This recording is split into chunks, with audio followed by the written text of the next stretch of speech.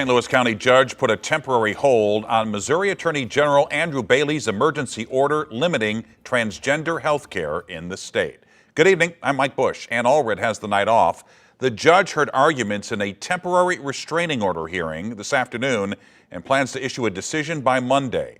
5 on your side's Laura Barczewski was in the courtroom today and joins us now live. Laura. Mike, this temporary hold gave transgender people who are scared for their lives a bit of relief, but the fight is far from over. St. Louis County Judge Ribaudo heard arguments for a temporary restraining order on Attorney General Andrew Bailey's emergency rule limiting transgender health care in the state. It was set to kick in on Thursday. Bailey's rule says gender-affirming health care is experimental and new trans patients, both minors and adults, would have to undergo 18 months of mental health counseling before they could begin transgender medical treatments of any kind. Lawyers for local health care providers and their transgender patients called the rule inhumane and says these treatments are not experimental. While cameras were not allowed in the courtroom, we were able to talk with people outside. Gender-affirming health care is evidence-based, fact-based, and scientifically driven care for, a group of individuals that need it. Josh Devine with the Attorney General's office argued in court today via video call, saying, quote, "This is not a ban at all. You can get all of these things, but you have to go through talk therapy first."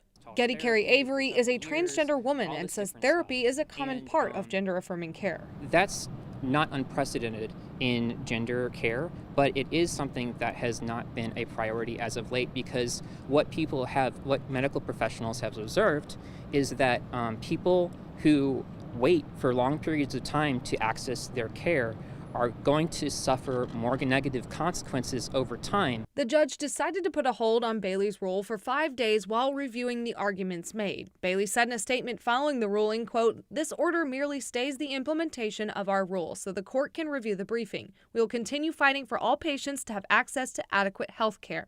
Are we going to lose lives from this if transgender people can't access their gender-affirming care? Yes. We are just humans, and we're just needing to access care in the same way that other people in society are. The judge says that she will release her decision by May 1st at 5 p.m. on whether to grant or deny this temporary restraining order. Reporting live from Clayton, Laura Barczewski, 5 on your side.